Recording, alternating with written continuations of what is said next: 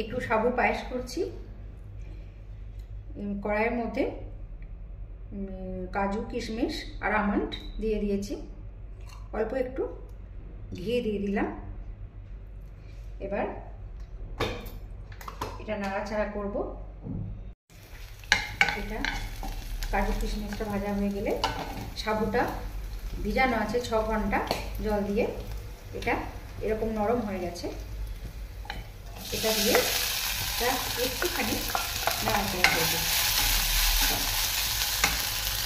দুধটা ঘন করা আছে, এলাচ আর তেজপাতা দিয়ে এটা আমি এই সাবুটার মধ্যে দিয়ে দেব।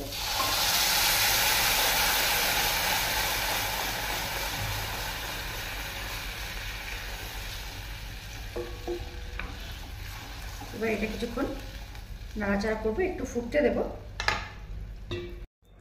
এটা আমার হয়ে গেছে সাবুর এটা পায়েসটা।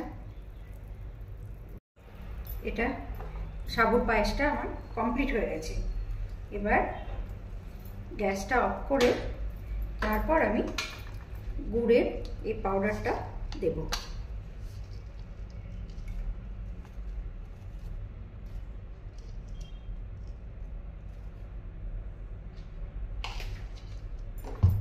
একটু নাড়াচাড়া করে নিয়ে এটা কিছুক্ষণ ঢাকা দিয়ে রেখে পরিবেশন করব।